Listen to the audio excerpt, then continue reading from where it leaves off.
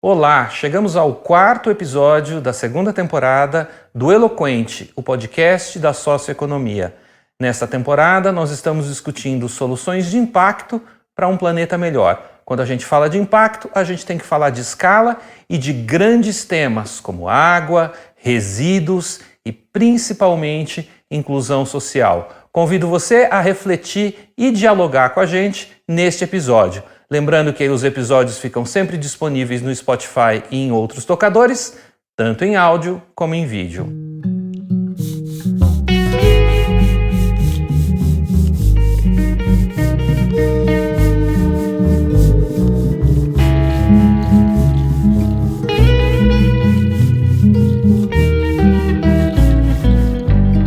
Eloquente, o podcast da socioeconomia. Quanto mais a gente compra, mais lixo a gente gera. Mas alguém já falou uma vez que lixo, na verdade, é uma coisa de muito valor que está fora do seu lugar. Porque a verdade é que a natureza não produz lixo. Tudo aquilo que é resíduo na natureza é reincorporado no seu processo natural. Nós, humanos, é que criamos lixo ou resíduo. E é fundamental a gente discutir o que fazer com isso. Neste episódio do Eloquente, o podcast da socioeconomia, nós vamos tirar o lixo debaixo do tapete e vamos conversar sobre como minimizar, reduzir ou, na verdade, muito mais importante, redesenhar processos para que a gente não tenha resíduos. Eu vou pedir para os nossos convidados de hoje se apresentarem. A gente tem 2 convidados presenciais e um que entra online, que é o Paulo. Paulo, então você pode se apresentar primeiro, por favor? Muito obrigado. É um privilégio estar aqui, né? Meu nome é Paulo Roberto Lenhardt, né? Terceira geração de imigrantes alemães e 66 anos, vou fazer 67 agora, dia 15 de novembro, né? E, vamos dizer assim, eu, nessa área aí, né? Eu sou assim desde que eu me lembro de gente, né? E eu convivi muito com a minha avó, né? A minha avó materna. E a avó tinha uma sabedoria única, ela era analfabeta em português, só falava o Hundsriga-Deutsch, que é o dialeto, né? Alemão.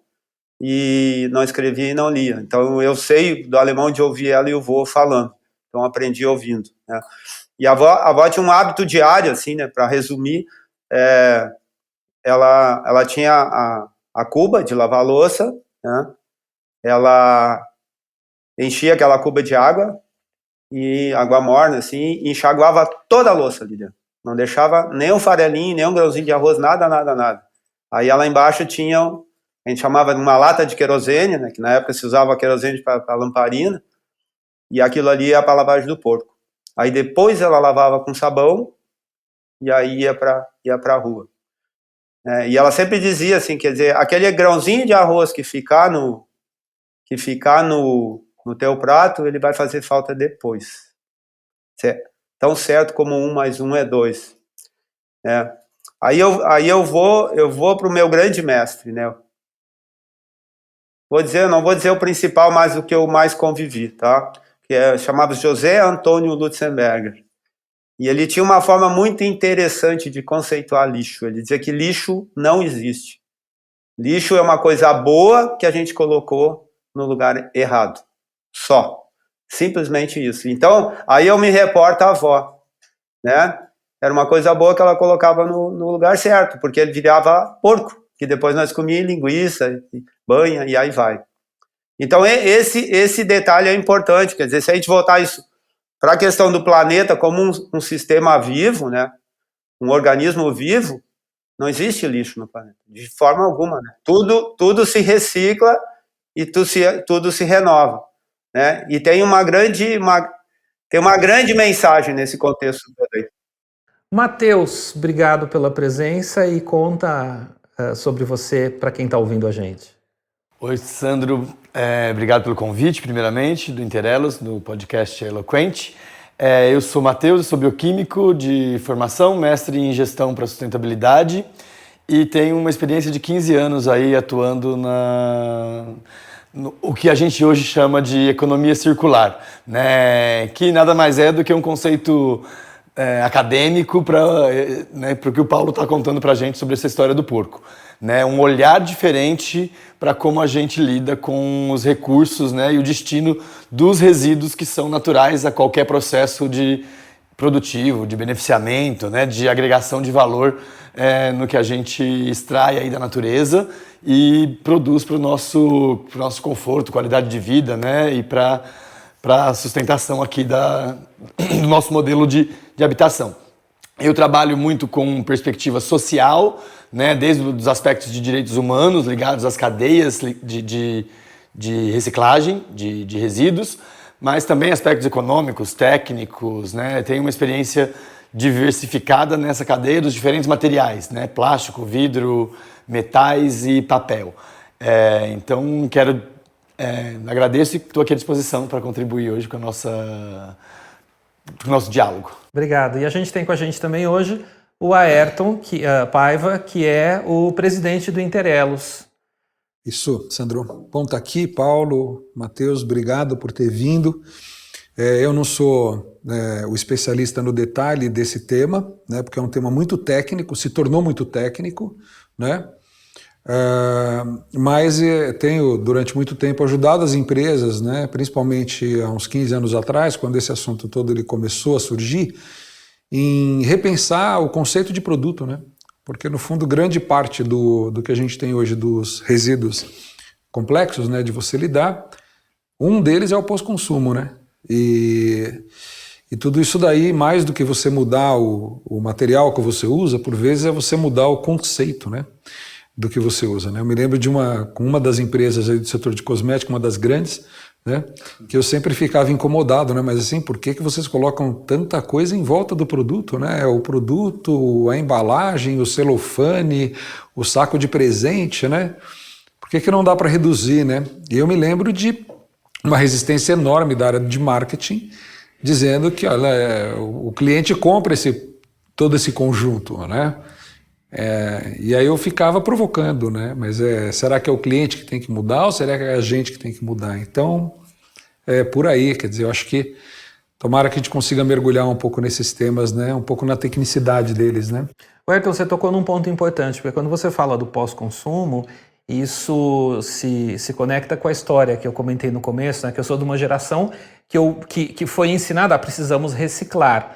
O problema é que o reciclar estava só atrelado à questão do pós-consumo, quando para trás na cadeia tem outras coisas que podem ser feitas para se eliminar desperdício, né? Na verdade, todo esse tema, não só de resíduos, né? Eu vou até começar a jogar algumas provocações aqui para o Matheus e para o Paulo.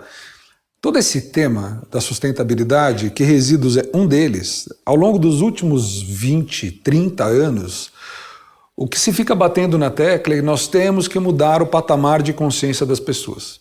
É esse o ponto. Tá certo? Ok. Eu me lembro de... Uma vez eu estava com um cliente, um dos maiores produtores de calçados, né? Calçados plásticos, e que ele foi chamado por uma grande rede internacional, tá certo? Dizendo que na estratégia dessa grande rede eles tinham que reduzir o volume de plástico dos calçados, né? Eu até brinquei com eles falando, bom, para vocês atenderem essa grande rede de varejo, vocês vão ter que vender só calçado infantil, né? Porque o único jeito é reduzir no tamanho.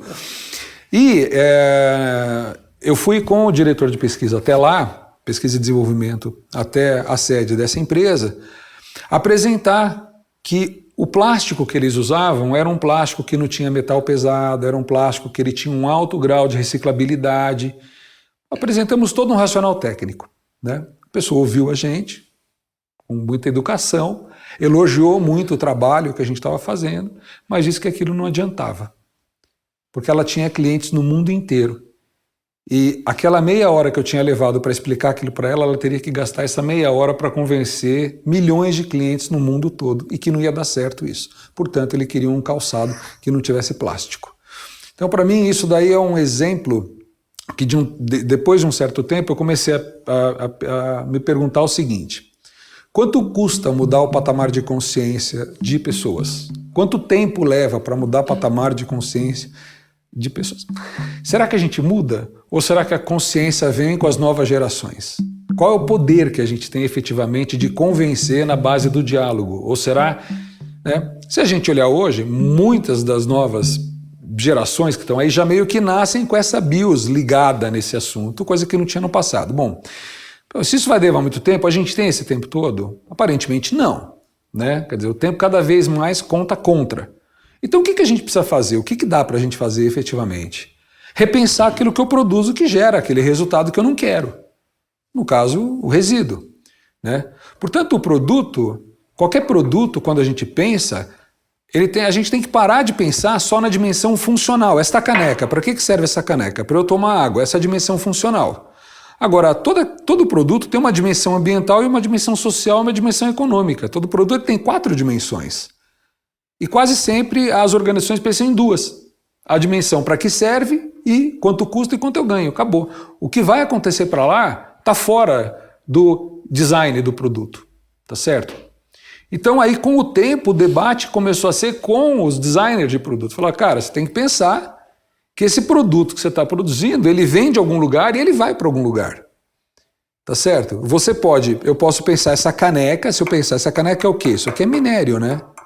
É rocha que foi transformada nisso. Então, de onde vem? Vem de um buraco que eu cavei no solo, porque todo minério é um buraco que eu cavo, que eu tiro terra, separo aquela pedra que me interessa, o que não me interessa eu deixo largado numa barragem, que depois rompe, tá certo? Né? E é isso. Então eu acho que o grande desafio do tema, eu acho que tem 2 vertentes, né? Tem a vertente do o que eu faço com depois que eu gerei, que é onde vocês vêm trabalhando muito, mas tem também o outro lado, que é o que eu faço antes. Que tipo de novos produtos eu tenho que pensar? Então acho que é um tema hiper complexo e completo, né, para a gente discutir.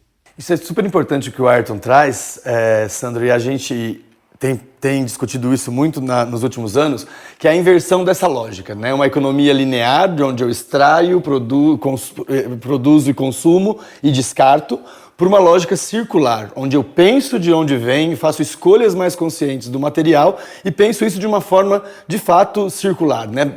De onde vem e para onde ele volta para ser reintroduzido num mesmo ciclo produtivo ou em novos ciclos produtivos, né? Isso que é o conceito mais moderno, né, na discussão econômica. A gente vem, inclusive, propondo algumas legislações no Congresso Nacional sobre uma política nacional de economia circular. Ou seja, eu entendo, ouvindo vocês dois, que desde a perspectiva de redesenho de produtos até da perspectiva de inclusão social, a gente tem um número enorme de oportunidades. Podemos chamar de um mercado aí pujante, potencial. Né? E é a contribuição do Paulo nesse debate aqui. Né? Na verdade, só antes do Paulo passar, eu não quero me estender muito, mas eu acho que tem um conceito importante que a gente precisa... A gente fala que a sustentabilidade ela é composta de 3 eixos, né? O tal do ESG agora que está falando, econômico, social, ambiental, que a gente sempre falou. Na verdade, o drive é econômico. Os 2, eles são coadjuvantes. Talvez se você pegar o exemplo do alumínio, por que o alumínio é essa coisa que você não vê ele em canto nenhum? Porque ele tem um sentido econômico. Bem ou mal, a cadeia foi naturalmente criada. E se você, outro dia eu estava andando na rua, eu estava reparando, tinha uma lata jogada, passou um cara assim normal, com a mochila dele, passou, pisou na lata e colocou a lata na mochila dele e continuou andando. Quer dizer, um cara estava voltando do trabalho dele. E não é uma pessoa do mundo da reciclagem. O que é isso? O que isso quer dizer? Você entendeu? Quer dizer que o ser humano, eu costumo brincar, ele é uma máquina que ele busca o maior resultado com o menor esforço. Que é tipo assim, se você fala para um ser humano atravessar uma praça, ele não vai contornar, ele vai tentar numa linha reta. Esse cara, ele fez uma conta rápida na cabeça dele. O tempo que eu gasto para pisar nesse negócio, para baixar, jogar atrás, vale a pena? Vale. Ele chegou, senão não teria feito. Eu acho que se tivesse uma moedinha de 50 centavos, ele não teria feito isso, mas não sei porque ele fez. Então, isso é para tudo, na minha opinião. De modo que o conceito de econômico a gente sempre confunde com financeiro, que não é. O conceito de econômico é o conceito de quais são as relações de troca que fazem sentido na sociedade. Isso é o conceito de econômico. Então, relações de troca que fazem sentido na sociedade. Muito bem. Né? O Paulo vai poder falar mais, porque o que o Paulo ele fez? O Paulo, o tempo todo ele está olhando isso, por exemplo, depois ele vai poder falar mais. Vamos ouvir o Paulo, então, nesse assunto? Vai lá. Quero pegar o gancho do Ayrton, né? E eu tenho uma briga homérica assim, com o meu contador. E eu sempre digo a mesma coisa para ele, ô Jonas, se tu conseguir botar dentro da tua bolha, tá? O social e o ambiental, cara, tu vai ser o Bill Gates dos economistas. Né? Porque normalmente o cara assim, ele bota só, a bolha dele é só cifrão, mais nada. Então se eu vou trabalhar para um fabricante de arma e gerar lucro para ele, eu tô, né? Mas puxa vida, agora se o cara vai matar a gente ou não vai matar, o problema não é meu. Eu quero que o meu cliente ganhe mais dinheiro. Né? Então eu posso usar o exemplo de Brumadinho. Ayrton, né? Tu tocou no assunto ali. Eu vou ali, vou extrair minério, né? Vou provocar um dano terrível, né? Se tudo der certo, tá? Vou fazer uma barragem para ter a lama, vou fazer ferro-gusa, vou usar carvão vegetal, agora eu não sei de qual a proporção, né? Tu precisa de carvão vegetal para fazer o ferro-gusa, tá? Junto com o minério. Vou transformar em aço, vou fabricar um tanque e vou mandar lá para a Ucrânia para ser destruído. Aí tu pensa assim, né? Tá, eu tenho uma entropia do cão nesse contexto todo, mas é o meu negócio, eu estou ganhando dinheiro. Aí a encrenca lá desmoronou tudo, matou 200 e algumas pessoas, né? Fez um dano ambiental irreversível, né? A curto prazo, dá para reverter, mas não é do dia para a noite, dá para otimizar o processo de reversão, né? E eu gostaria, inclusive, até de contribuir com isso, mas essa conta ninguém faz, cara. Então, assim, ó, o dano ambiental que está ali, o dano social, cara, né? Tu não recupera mais. Pelo menos quantas e quantas gerações eu vou precisar. Então, acho que a sociedade, ela tá muito presa, vamos dizer, essa questão da ganância, assim, ó, né? E esse é o grande vilão, eu acho, do momento. Eu queria ouvir, fazendo uma conexão entre o que você falou e o que o Ayrton e o Matheus falaram, como é que o seu negócio hoje incorpora esse conceito de economia circular, que no fundo é um nome bonito para algo que a sua avó já fazia, né? E você, numa escala maior, faz isso com a BioC. Aí eu volto um pouquinho ali no conceito que a gente falou antes. Eu acho que tem duas coisas. Lixo, né? Eu posso transformar resíduo em lixo. Se eu fizer aquilo que o Lutz falou, colocar no lugar errado. Né? Ou misturar dois que depois eu não consigo mais separar. Ou fica muito difícil de separar. Então, né? E aí também tem a escola do Ayrton, tá? Quando eu falo que resíduo é sobra de processo. Tá? Então, se eu vou lá para dentro da empresa que gerou esse resíduo, né, hoje, isso eu tenho escola mesmo, já vão para 50 anos, já 40 anos já fazendo isso. Então, tinha empresas, por exemplo, que há um tempo atrás gerava um caminhão 24 horas, um caminhão por hora, 24 horas de domingo a domingo, parava um domingo só. Tá? E hoje esse resíduo, né, que era sobra de processo, na verdade, ele é fonte de energia para a empresa. Quer dizer, essa fonte eu perdi. Então, isso eu tenho que estar ligado, né, o tempo inteiro. Então, eu trabalho com sobra de processo. Tá? E o meu papel nesse contexto, tá, se volta para a questão da entropia que eu falei antes. Quer dizer, eu tenho que minimizar ao máximo, tá, esse conceito assim, de que desse ponto até esse ponto aqui eu vou desperdiçar muita energia que o planeta já não tem mais, e de onde está saindo essa energia aí? E de que forma eu vou remediar esse processo, tá? E voltando, então o que eu pego? Eu pego sobra de processo de empresas, de indústrias, em especial agroindústrias, né? Alguma coisa de mineração também, com pó mineral, pó de rocha, tá? E transformo isso em adubo orgânico, um fertilizante orgânico. Então, né? Mas para a empresa e para o órgão ambiental, né, ele é um resíduo, e o resíduo tem norma, né? Ele é responsabilidade eterna da fonte geradora enquanto ele existir, esteja ele onde estiver. Então, a minha grande moeda, né, de negociação com a fonte geradora é isso aí. Eu vou pegar um passivo teu, vou pegar um resíduo teu, que é um passivo, vou transformar ele num fertilizante orgânico, registrado no Ministério do Trabalho, ele deixou de ser resíduo, passou a ser um produto, tá? E ele não existe mais como resíduo. Acabou a responsabilidade da empresa, tá? E isso, voltando para o solo, cara, aí vem a questão que eu falei da entropia. Quer dizer, quanto mais matéria orgânica, né, eu tiver no solo, mais vida eu vou ter. Mais vida eu tendo, menos insumo de fora, né? Então, essa lógica aí que eu acho que é o grande legado do Lutzenberger. Lutzenberger foi o principal, mas eu posso falar do Bill Mollison, eu posso falar do Ahmad Ali Sharif, né, que o pessoal conheceu muito com o sistema agroflorestal, que é uma, né, onde a entropia mínima ali, se é que tem, né? E aí, bom, cara, e aí é o seguinte, assim, o que eu ganho com isso, né, cara? O que eu ganho com isso, tá? Eu ganho dinheiro, com certeza, aí, né? Mas antes de ganhar dinheiro, cara, né, que também ganha dinheiro, aí volta para o meu economista lá, quando eu falo da bolha, né, eu ganho uma coisa única, assim, tá? E aí eu vou abrir um parênteses bem interessante aqui, né? Eu tive agora, né, que é praxe aqui, né, todo semestre, o pessoal da agronomia da URGS, da Universidade Federal do Rio Grande do Sul, lota um ônibus e vem me visitar. Eles ficam normalmente um dia comigo. Então, na usina, né, para ver como é que é o processo de produção de composto, e depois a gente vai ver uma saída a campo, né, ver um pomar orgânico, coisa do tipo, né. E aí a última pergunta que eu fiz para eles, antes deles irem embora, assim, né, qual é o maior patrimônio que vocês podem construir daqui para frente? E o interessante é que quando eu comecei lá na apresentação, lá na usina, eu botei uma pilha de livros assim na minha frente, em cima de...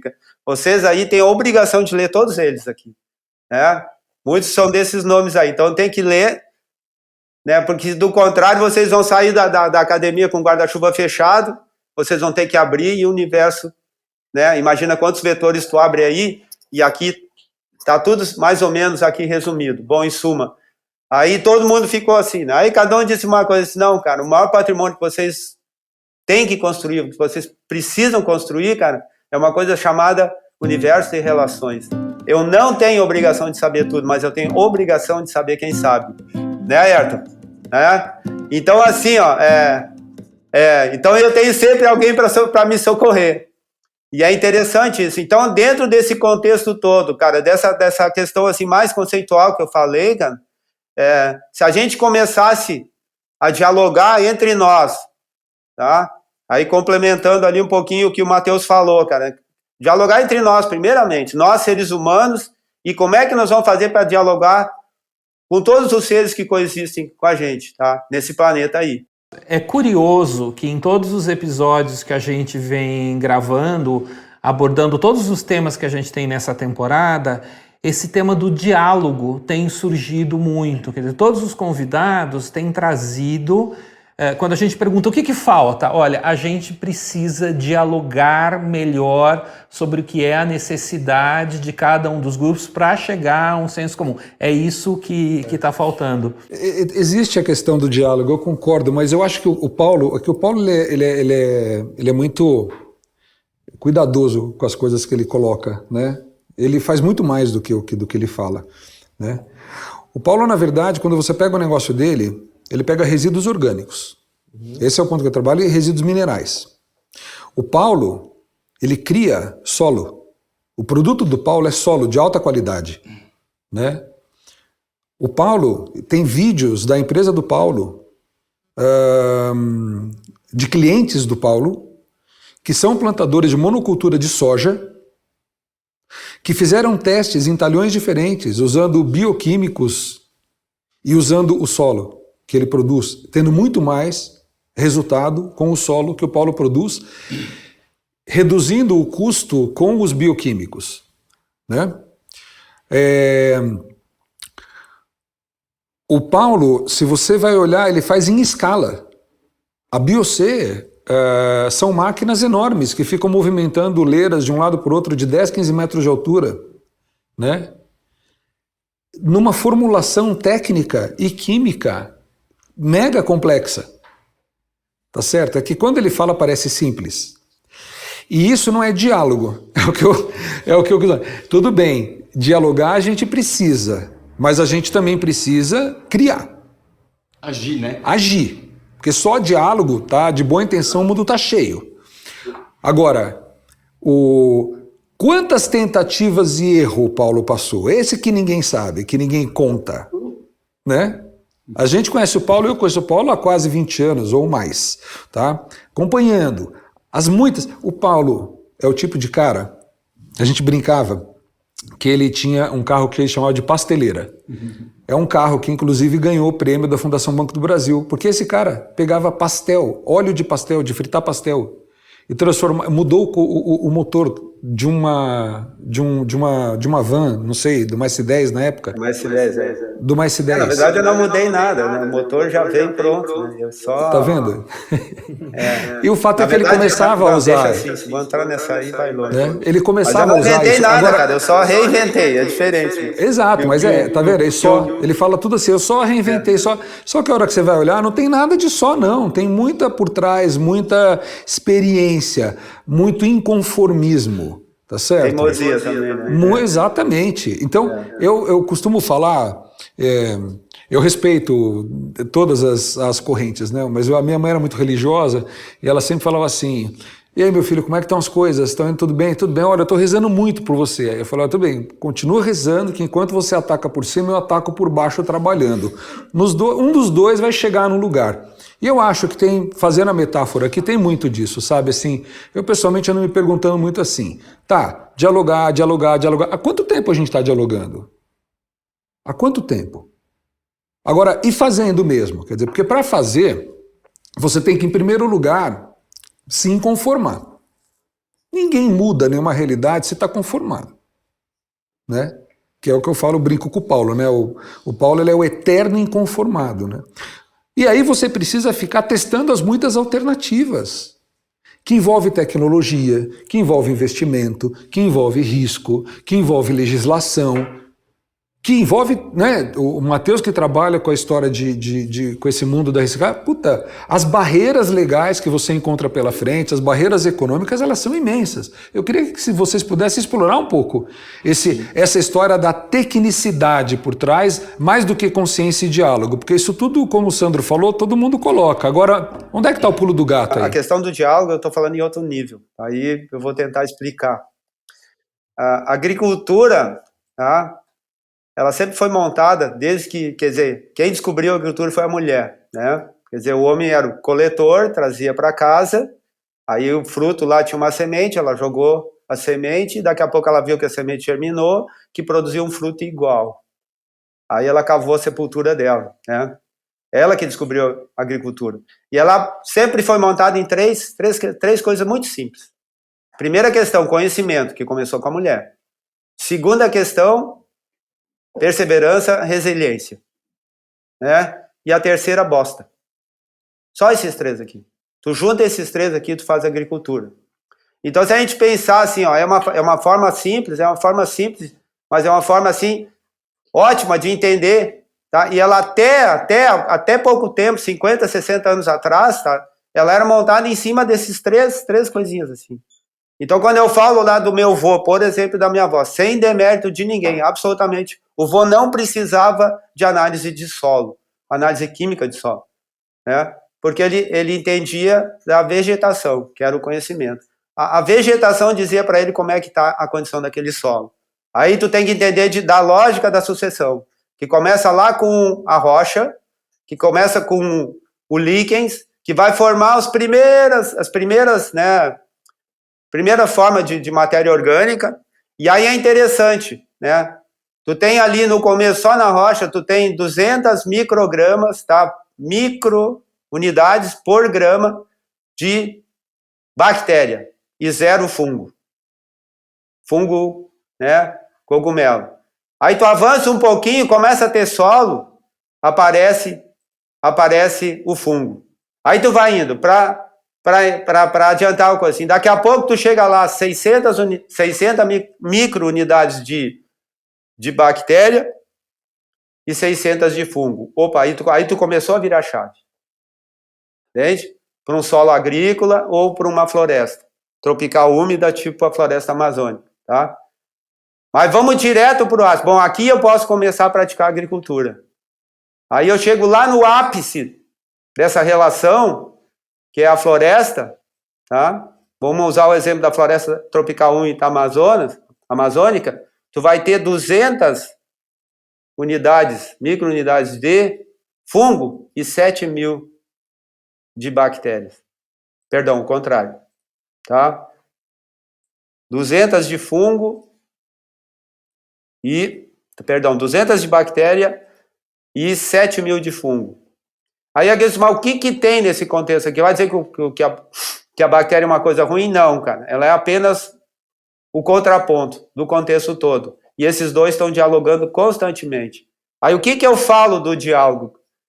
Agora, como é que esse solo se forma? Como é que esse solo cria condições a partir, né, da bosta, que eu falei lá atrás, né, que a bosta, quando eu falo lá da primeira matéria orgânica, a bosta que ali é da primeiro micro-organismo que decompôs aquele líquens que reagiu também com o mineral, tá, da rocha e que formou humus. E esse humus criou condições para o fungo, né, se instalar e para a bactéria se instalar. E aí vai embora. Agora, onde é que está esse diálogo aí? Agora, se tu pegar a planta, né? Então, eu vou pegar uma araucária como exemplo. Eu tenho uma araucária aqui, que a gralha veio, né, e pretensiosamente, assim, eu me lembro da minha professora lá no primário falar que a gralha pegava o pinhão, enterrava para comer, depois esquecia e o pinhão germinava. Não, a gralha plantava pinhão, que sei lá quantas gerações para frente ia ter acesso àquele pinhão. Então aqui tinha um diálogo. É nesse sentido que eu falo. Bom, a gralha pegou o pinhão e enterrou lá adiante, 1,5 km. Agora, como é que essa árvore aqui, que foi que produziu aquele pinhão, que gerou um filho lá adiante, se comunica com ela? Aí vem os fungos. Os fungos constroem, na parte que se chama hifa, né, uma rede subterrânea de fibra óptica. Dá para fazer a mesma coisa, tá? Que são chamados hifas, tá? E esses hifas são dutos que a mãe aqui, se a filha lá está subnutrida, passa nutriente para ela conversa literalmente com ela, passa carinho, passa afeto, passa amor, passa tudo que precisa. Se está doente, passa remédio e assim por diante. E quem faz toda essa comunicação são os micro-organismos do solo. Então, quando tu produz o humus, tá? Tu está produzindo comida para micro-organismo. E se tu está produzindo comida para micro-organismo, tu está criando condições para esses micro-organismos se estabelecer ali, tá? E construir essa rede que eu falei. Agora, o que eles ganham em troca? Aí tu tem a planta lá no ápice, a araucária mesmo, tá? Fazendo fotossíntese, captando luz e transformando em energia química, tirando gás carbônico da atmosfera e liberando oxigênio. E aqueles micro-organismos lá precisam de oxigênio. Aí nós entramos com a bosta. Nós, finalmente. Tá, mas tá só para encerrar ali a lógica. Então, o que ela faz? Beleza, tu faz esse trabalho para mim, tu constrói a rede de fibra óptica, eu vou me comunicar com os meus filhos e todos os que estão à minha volta. E aí que eu falo do diálogo, né? E em troca eu vou te dar alguns açúcares, aminoácidos, e aí vai, né? Eu vou alimentar esses micro-organismos. Mas a grande sacada tá nesse lance todo aí, cara, tá? E vamos pegar uma floresta tropical, uma floresta úmida. Ela surgiu em torno de 350 milhões de anos atrás. Ser humano, quanto tem de tempo aí? Alguns milhares, talvez, né? Desde o dia que tu desceu da árvore lá. Bom, em suma, o tempo é infinitamente maior. Quer dizer, passou toda a geração, né? E a extinção dos dinossauros, que na verdade não se extinguiram, estão aí até hoje, né? por todo esse contexto, e sempre teve esse diálogo que eu falei, né? Esse diálogo. Claro que tem todo o outro contexto assim que a gente tem. Bom, daí vem a questão econômica, vem a questão da sustentabilidade, aí eu vou para a agricultura convencional, cara. Né? Ela está provado por A mais B que ela é insustentável. Então eu me dou ao luxo, Matheus, aí tu me ajuda, eu me dou ao luxo de sentar no vaso 2, 3 vezes por dia, né? Dar uma descarga, mandar para o esgoto, mandar para o rio, tratar e voltar para a minha torneira de novo, né? E mando vir lá do outro lado do planeta um produto sintético, né? Que o modelo econômico está aí, né? Numa entropia violenta, né? Então a relação assim, né? Custo-benefício nem se fala, tá? Bom, em suma, aí vem toda a história. Quer dizer, além de eu estar desperdiçando material nobre, né? Que é a bosta, volto para a bosta, tá? Contaminando água, gastando uma energia louca para trazer de volta, para tratar, e nunca vai tratar, né? Nunca, eu posso, né? E aí eu uso cloro para esterilizar ela, mas, por exemplo, produto químico não sai da água, né? Bom, aí vai, né? Agrotóxico não sai da água. E aí eu estou contaminando toda a cadeia, cara, né? E aí eu estou aonde? Contaminando toda essa cadeia e viabilizando a extinção do urso polar branco. Quanto custa isso? Aí eu pergunto, tá, mas quem é o topo do topo, né? O topo somos nós, acabou. Então, nesse detalhe que eu falei assim, né? E aí a gente volta para... Porque o conceito é o mesmo, tanto faz, né? Da questão circular que o Matheus falou ali. Quer dizer, tudo que eu trouxe de solo agrícola, que transformou em alimento, que virou bosta, mas que transformou em sobra de processo, tá? E aí isso vale para a indústria de madeira, laticínio, cervejaria, fábrica de refrigerante, seja lá o que for, eu tenho a obrigação, cara, né, de botar isso de volta. E quando eu olho para a minha pilha, tá, para encerrar, quando eu olho para a minha pilha, e é comum que vem agricultor, vem todo mundo lá, eu digo, cara, o que eu tenho aqui? Cara, eu tenho uma grande fábrica, aliás, uma grande fábrica de cocô de bactéria, né? E se eu pegar uma colher de sopa, né, daquelas montanhas lá, que ontem ainda eu fiz a conta, deve estar beirando umas 7.500 metros cúbicos só em processo, tá? Se eu pegar uma colher de sopa daquele composto, eu vou ver que tem mais micro-organismo ali do que a população humana inteira. Então imagina o tamanho, é o universo inteiro que está ali. E aí eu sou obrigado a dialogar com ele, cara, não tem alerta, né?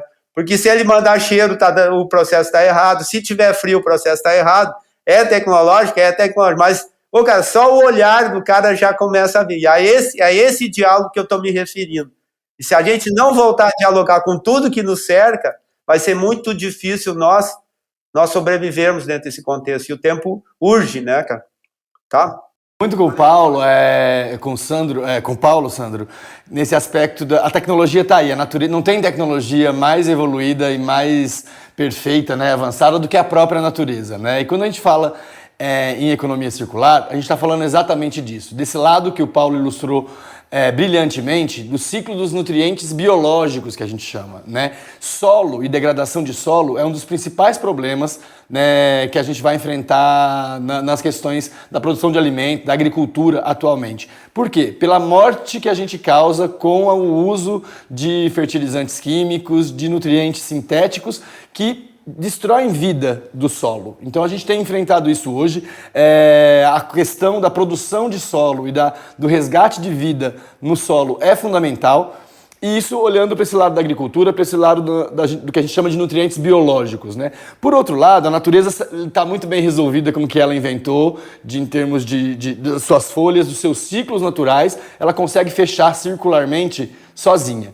No entanto, vem o homem e inventa, né, com o avanço da química, com a tecnologia, né, humana, materiais com os quais a natureza não se preparou para lidar. E a gente sequer sabe quantos anos, porque a gente não viveu um ciclo de 100 anos para saber se o plástico se degrada em 100, 200, 300 ou 400 anos, por exemplo. Posso atravessar aí, cara? Começa assim, ó, plástico não se degrada, plástico se fragmenta, o plástico é eterno.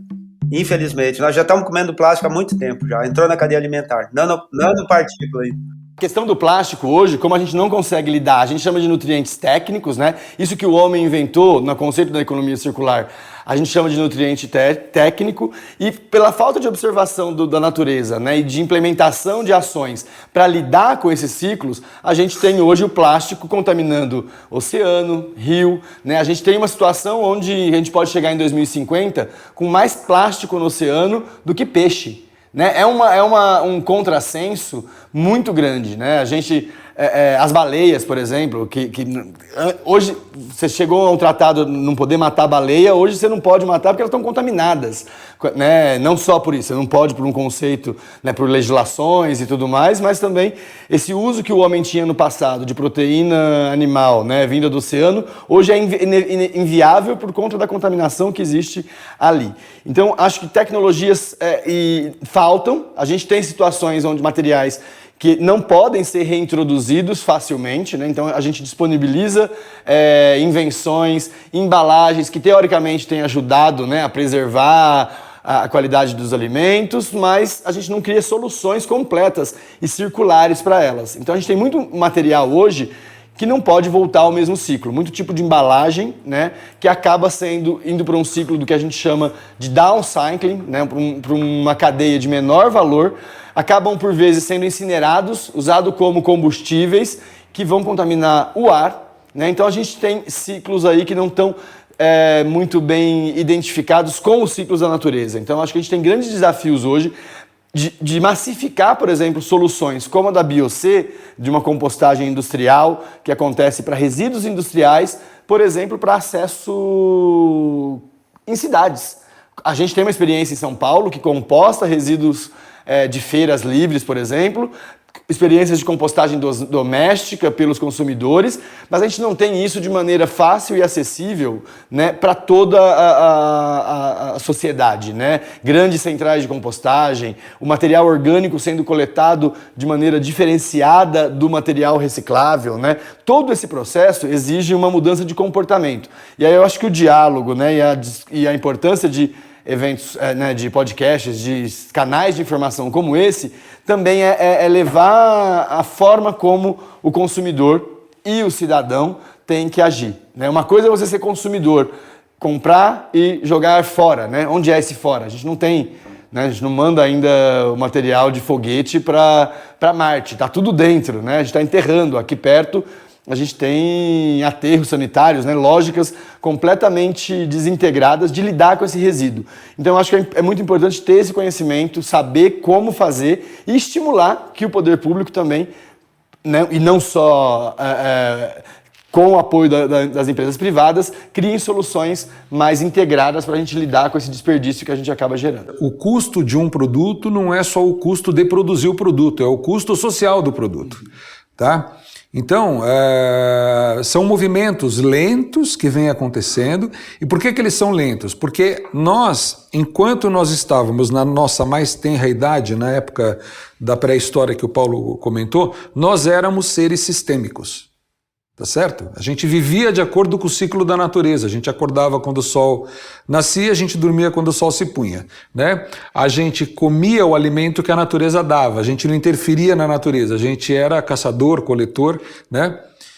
O tempo ele foi passando e se você for olhar lá mais para frente, a sociedade ela foi se fragmentando, né? Se você pega o iluminismo, foi quando a gente começa, na verdade, a fragmentar o conhecimento para tentar dominar ele com mais profundidade, né? Se você pega, por exemplo, e fala assim, olha, Da Vinci. Da Vinci era um físico maravilhoso, um químico maravilhoso, um pintor não sei o quê, era uma pessoa que ligava para... Não, o Da Vinci não era nada disso, porque na época não existia essa separação, ele era um curioso, tá certo? E uma pessoa com uma enorme capacidade de conseguir compreender e traduzir a realidade dele, mas hoje a gente olha o Da Vinci como esse cara múltiplo, mas ele não existia essa separação lá atrás, né? Hoje em dia você pega o seguinte, você pega um agrônomo e um antropólogo, os dois vivem teoricamente no mesmo mundo, né? Que são, por exemplo, se eu pegar agrônomo e antropólogo prestando assistência técnica para a agricultura familiar. O público dos dois é o mesmo, mas cada um enxerga um pedaço deles ali dentro. Você entendeu? Né? Se você pegar, por exemplo, o termo de transitório de ajuste de conduta, o TETAC, do rompimento da barragem de Mariana, quando o Ministério Público ele foi para dizer, olha, tá bom, como que tem que ser o processo de reparação, ele criou 42 programas. Um programa cuida de indenização, um programa cuida de saúde física, um programa cuida de saúde mental, um programa cuida da água do rio, um programa tal. O atingido não tem 42 partes. E é aí onde fica a dificuldade, né? Porque então a gente vive hoje, a sociedade ela está percebendo que ela precisa voltar a ser sistêmica. E não é rápido, isso não é rápido. As escolas elas têm que mudar a abordagem pedagógica, né? Teoricamente você não pode mais ficar ensinando física, química, matemática, biologia, português, história, tal. Você tem que ensinar um tema único. Meu filho estuda numa escola, por exemplo, ele acabou de fazer uma prova agora, está aqui me escrevendo que foi bem, que ele estava morrendo de medo. A escola dele, o tema qual é? Carbono. E eles estão há 30 dias pegando o carbono pelas várias perspectivas, né? Pelas perspectivas da física, da química, da matemática, da história. A prova dele hoje era para falar sobre o ciclo do carbono, e aí ele pega tudo. Então, existe sim movimentos acontecendo, tá? No campo pedagógico, no campo financeiro, né? A questão é que todo esse processo ele é lento, né? Talvez ele é geracional. E nós fazemos parte de uma geração que a gente está lidando com a transição. Então, por exemplo, acho que depois o Matheus pode falar um pouco mais, né? Toda a problemática que tem por trás do movimento das cooperativas, né, de reciclagem, que é aquela história, eu queria que você pudesse explorar um pouquinho aquela história e falar assim, não, mas no futuro o correto é vocês nem existirem. Tá, mas nós estamos numa transição. Ainda precisa alguém que trate, né? Como é que eu queria que vocês dois explorassem um pouco essa questão assim, como que é essa coisa do sistêmico e a transição que vocês estão vivendo hoje? Aí passar para o Matheus aqui primeiro. Eu acho que é bem esse o ponto, Ayrton, esse olhar, né, da responsabilização. Eu acho que um grande desafio hoje também é pro lado da empresa que explora o potencial que o seu produto gera de trazer benefícios, né, financeiros, econômicos, para além de tudo dos outros aspectos que os produtos entregam para o consumidor, né? Tem esse olhar eu acho que a questão do sistêmico hoje, ela é fato, as empresas têm um esforço para olhar para isso, mas não se responsabilizam. Sabe, mas não agem. Então, quando a gente, retomando aquele ponto lá do início, do pós-consumo, quando a gente fala sobre essa responsabilidade de recolher, né, de fazer a logística reversa, que é o termo técnico que a gente usa para isso, a responsabilidade é transferida para o Estado. Mas isso tem que ser feito pelo Estado, aquele mesmo Estado que só serve para incentivar, para desonerar as cadeias e, né, não serve, porque quando o Estado fala em taxar, tá bom, eu cuido, mas eu tenho que cobrar por isso porque isso tem custo. Esse Estado é um Estado que não tem que existir. Então é esse uso, né, essa falta desse olhar sistêmico das relações que tem que se estabelecer entre quem produz, quem consome e quem governa esse ambiente com vistas à manutenção da sua qualidade, da saúde das pessoas, da saúde do meio ambiente. Né, o melhor lixo é aquele que não é gerado. Eu acho que quando você traz esse aspecto, né, da eventual inexistência de estruturas para lidar com a gestão de resíduos, é porque o ideal seria que a gente não fosse como a natureza, né, que fecha os seus ciclos em si mesma, com seus processos e tecnologias aí, né, de bilhões de anos. Então a gente tem que ter essa transição e melhorar, e quando a gente fala, retomando também o ponto do diálogo, é esse diálogo, até onde vai o limite da responsabilidade do consumidor, até onde as empresas têm que prover estruturas, financiar essa evolução. E redesenhar, né, produtos. E redesenhar. Eu acho que a questão também tem essa outra grande, né, máxima, que é o lixo, ele é um erro de design. Eu pensei equivocadamente, eu não considerei esses aspectos que a gente vem falando de economia circular, de pensamento sistêmico e crio um material com o qual eu não consigo, a natureza ou eu mesmo em outros processos tecnológicos, não consigo lidar e resolver aquele problema. E acaba se fazendo o quê? Incinerando, queima, que gera um outro poluente que a gente acaba não vendo, né? Atmosférico. Então, esse olhar de minimização, a hierarquia passa por aí. Então, primeiro é tirar todo o resíduo, né? Minimizar ao máximo a geração disso. E aquele que for gerado, que seja gerado já tendo uma via para a qual ele possa ser circulado, né? Voltar e não se torne lixo, né? E que seja, assim, insumo para um mesmo processo, idealmente, ou para um novo processo. Então, acho que esse olhar, né, para os diferentes materiais, e aí cada um traz um problema diferente, né? Cada um tem o seu desafio, mas existe um processo aí que é inerente a todos, que é como eu me relaciono com esse lixo. Eu enquanto consumidor, eu enquanto empresa, eu enquanto Estado, né? Qual que é a relação que eu tenho que melhorar para conseguir aproveitar o potencial, né, que existe nessa sobra e não deixar que ela se torne um poluente, um problema para as futuras gerações, né? Então, acho que esse é um grande desafio para a gente. Soluções a gente tem, a gente pode inventar, mas eu acho que a gente tem que mudar o comportamento, né? Então, esse é um grande desafio dessa área. Me parece que o comportamento global, ele acontece da seguinte forma. Há um grupo que começa a perceber que há um problema, tá? E esse grupo começa a se desenvolver aqui e acolá, alertando, dizendo há um problema, etc. Mas há um grupo, normalmente esse grupo não tem poder. Tá? Esse grupo ele tem conhecimento, capacidade de articulação, etc. Tá? E há um grupo que tem poder, né?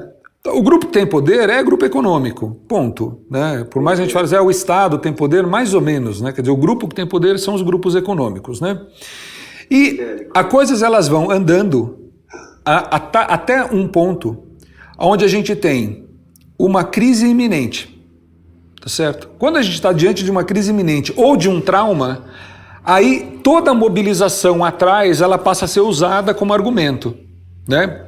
Então, o que eu fico pensando é o seguinte, se a gente fala, por exemplo, dos químicos voltados à agricultura, né? Se a gente fala dos agroquímicos ou dos defensivos, né? Agrícolas, né?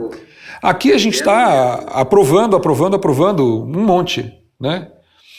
Agora, tem todo um movimento acontecendo por trás de questionamento disso. Agora, nós chegamos no nosso ponto crítico? Não, ainda não.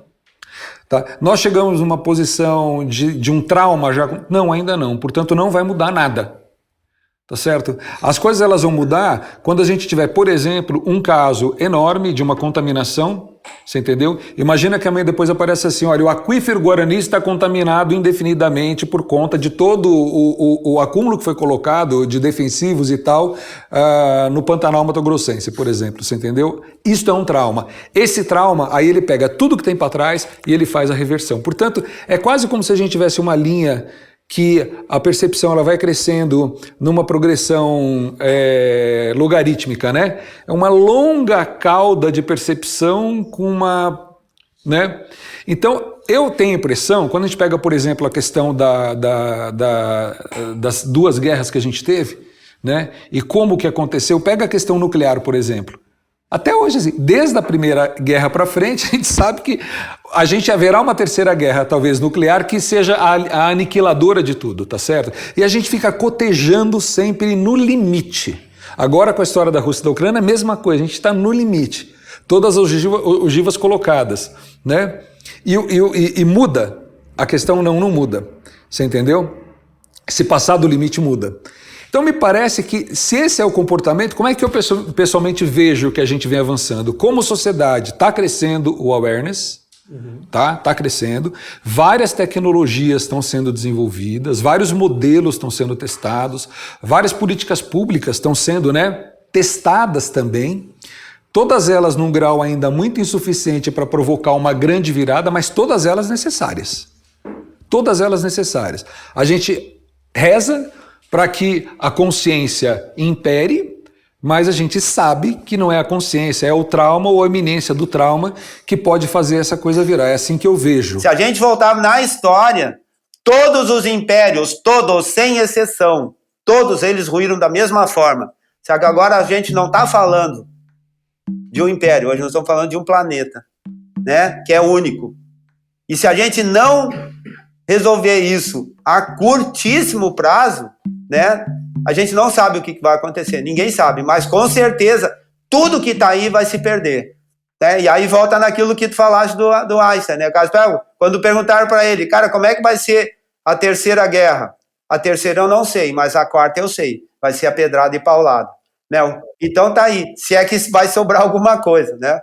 Ô Paulo, você trouxe tantos exemplos positivos que eu vou dizer para vocês três. Eu saio dessa nossa conversa aqui em iguais medidas traumatizado e esperançoso. Porque o Paulo trouxe, de fato, né, aquela velha história, se você olha um retrato, você pode olhar o retrato muito feio, quando você olha o filme, você tem a dimensão de onde você partiu e como você evoluiu. Ao mesmo tempo, entendo o que você traz, Matheus, de que é urgente. Então, saio em igual medida traumatizado e esperançoso. E queria pedir uma coisa para vocês, antes da gente finalizar o nosso episódio. Uma dica de filme, série, leitura, que possa informar mais quem está assistindo a gente, quem está nos ouvindo, sobre esse tema que a gente abordou aqui hoje. Quer começar, Matheus? Sim, eu posso indicar, eu acho que tem um filme recente, não é tão recente, mas é um dos mais novos, o Jeremy Irons, chama Trashed, Para Onde Vai o Nosso Lixo. Eu acho que é um filme que ajuda a gente a ter esse olhar e traz um retrato global aí de diferentes sociedades e como estão se tratando os seus resíduos. Disponível nas plataformas de streaming? Acredito que sim. Ayrton, a sua dica? Eu estava pensando aqui do Thomas Friedman, né? Eu acho que o último livro que ele escreveu a respeito disso, que é O Mundo... Ele tinha escrito O Mundo é Plano. Aí depois escreveu uma nova versão, mostrando que a coisa não tinha melhorado, que o mundo ele é plano, e ele completou, cheio e quente. Eu acho que é importante de ler para entender o que está acontecendo. Paulo, a sua dica de leitura de filme para quem está assistindo a gente? Puxa merda, Pagador de Promessas, tá? Vidas Secas. Né? E o livro, eu acho que quem lê esse livro, é um livro difícil de ler, né? Porque ele está em forma de poesia, assim, né? Mas é O Grande Sertão Veredas. Me ajuda aí, que eu agora me deu branco do autor. É o Guimarães Rosa. Então, quem lê esse livro vai entender o Brasil. O Ayrton usou um exemplo ali, né? O problema do Pantanal está lá no Cerrado. E o problema do Brasil inteiro está lá. Né, é o berço das águas, né? E o Ayrton sabe bem lá por causa do Jequitinhonha, né? Mas eu acho que esses dois aí, para mim, Grande Sertão Veredas. E quem lê isso aí vai entender o Brasil e um pouquinho de tudo que a gente falou. Obrigado a vocês pela participação. Esse foi o 4º episódio da 2ª temporada do Eloquente, o podcast da Socioeconomia. Entre o 4º e o 5º episódio, a gente ainda vai voltar para mostrar para vocês algumas iniciativas que provocam impacto positivo em escala. Não se esqueça de favoritar o Eloquente no seu tocador favorito e a gente se vê em breve. Até logo!